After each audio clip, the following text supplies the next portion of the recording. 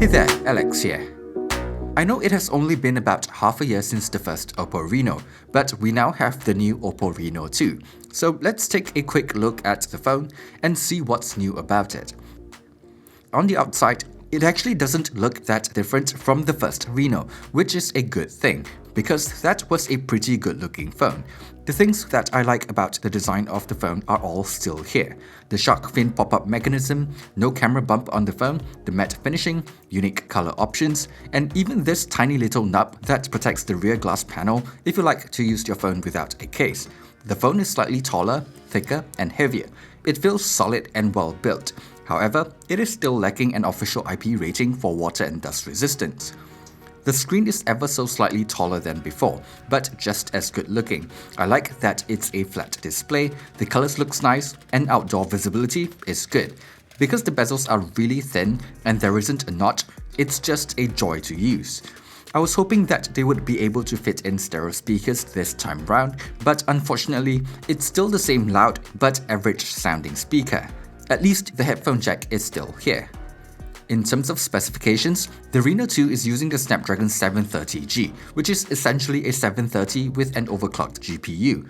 That is certainly a nice improvement over the Reno on paper, though in day-to-day use, I didn't really notice a huge jump in terms of performance.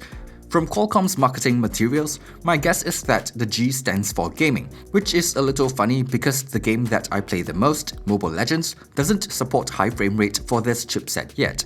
But that option is available for the Realme XT with the Snapdragon 712 chipset. Aside from that, I can't really say for sure if it really performs significantly better, since none of the games I play are that demanding. The slightly bigger battery on the Reno2 is much appreciated too.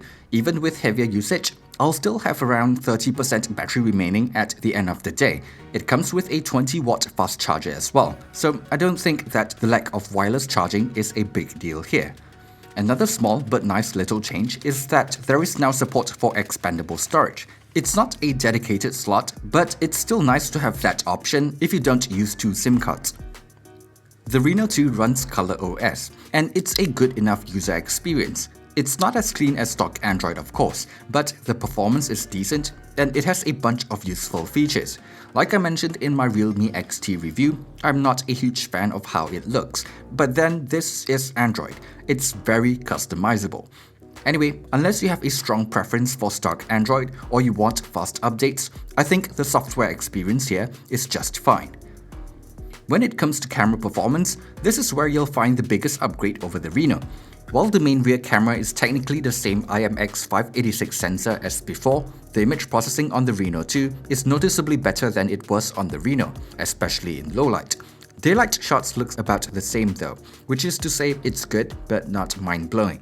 The telephoto and ultra-wide-angle camera are nice additions as well, even though they don't particularly stand out in terms of quality. They work well enough in good lighting, but in low light, the telephoto camera doesn't activate most of the time, and the ultra-wide-angle camera just isn't able to capture enough light. Using night mode does help to get more usable shots, but it's still not that great. Night mode does work well for the main camera though. The ultra-wide-angle camera works as a macro camera as well, but most of the time, just using digital zoom from the main camera produces nicer looking results to me. Front camera is where things get a little strange. After taking a bunch of shots throughout the day, I realized that they all look a little soft. It turns out that the focus for the camera seems to be set a bit nearer than other phones I've tested, so at arm's length, I'm actually slightly out of focus. I need to be closer to the camera in order to be in focus. While this might not sound like a big deal, it does mean that if you are taking a group selfie, if you're trying to show the scenery in your photo, or if you're using a selfie stick, the photo will be a little out of focus, which is a shame because other than that, I thought the camera performed quite well. I think this is perhaps to get a tiny bit of that background blur, which does look a little nicer at the right distance. And I think maybe it helps with the new video bokeh effect for the front camera, but overall, this still feels like a weird trade-off to be making. Anyway, I'll have a link in the description below with everything I took with the phone, so you guys can see for yourself whether the camera performance is good enough for your needs. Overall, I like the improvements that Oppo has made to the phone for the most part.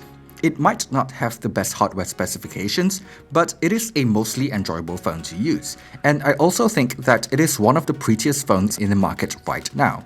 However, with a recommended retail price of 899 Singapore dollars, it comes perilously close to the price of some flagship devices that have gotten some price cuts, and the internals of the phone can be found on cheaper alternatives.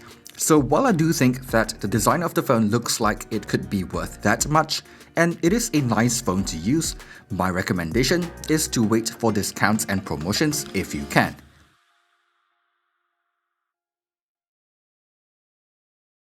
Thanks for watching this video. If you've enjoyed it, be sure to leave a like and subscribe to the channel for more content in the future. Thanks again, and see you guys on the next one.